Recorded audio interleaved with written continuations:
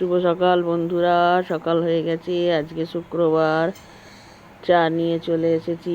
দিনটা শুরু এইভাবেই করলাম। রান্না বসিয়ে দিয়েছি অর্ধেক, ভাত হয়ে গেছে, ডাল সিদ্ধ হয়ে গেছে, ডিমের ঝোল করব, বড়া ভাজবো। এই আজকের মেনু। আর নিম পাতা আলু ভাতে দেবো। এই যে বড়া ভাজার জোগাড় করছি।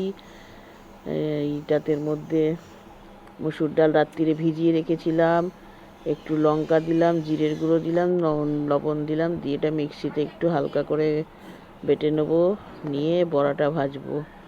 আজ সব রান্নাগুলো দেখালাম না, কিন্তু বড়া ভাজাটা দেখালাম। আর সব কিছু করে ওঠা হয় না।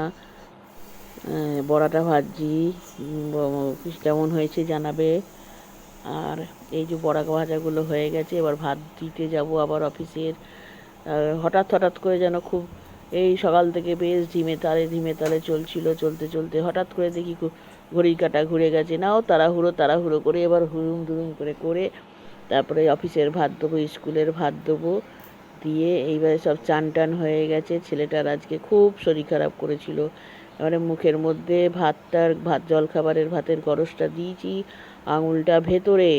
তখনই ওর শরীরটা খারাপ করেছে, আর দাঁতে দাঁত লেগে গেছে। কোনো সেন্স নেই, দাঁতে দাঁত। আমার আঙুলটা তার মুখের ভেতরে ঢুকে গেছে।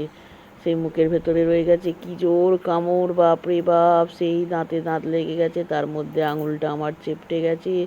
যে কি সাংঘাতিক যন্ত্রণা লাগছে আমার, না বার করতে পারছি আঙুলটাকে। আমি চিৎকার করছি বাবা গো মা গো করে, কিন্তু সেই আঙুলটা আমি আর বার করতে পারি না ওর মুখ থেকে।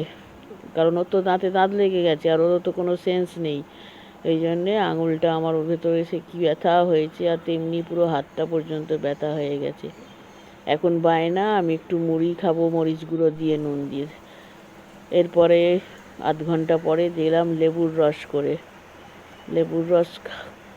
করে দিলাম। কারণ কিছু এত ওষুধ খায়, কোনো তো শরীরে কোনো তো কিছু ভিটামিন প্রোটিন তো দিতে হবে, তাই ওই লেবুর রস করে দিয়ে একটু খায়। কলাটা দিই না, কারণ একটু কাশি আছে। এই মাসের ওষুধপত্র সব কেনা হয়ে গেল। গতকালকে গিয়ে কিনে নিয়ে এসেছি ওষুধপত্রগুলো। ওখানে আমারও ওষুধ আছে, ওরও ওষুধ আছে। এখন বাজে বেলা 2:30, ভাত বাড়বো। মেয়ের ভাতটা গুছিয়ে রেখে দিই, তারপরে ছেলেকে খাওয়াবো, তারপর আমি খাবো। আমি আর ডিমের ঝোল খাবো না, ডাল দিয়ে বড়া দিয়ে মেখে খেয়ে নেবো। আর ওই ছেলে খাবে, মেয়ে খাবে। এইবারে আসি বন্ধুরা, আজকের মতন। ছেলে এখন ওই ঘরে আছে, ওকে ডাকছি, আয় খাবি আয় খাবি আয় খাবি আয়, সে আর আসে না।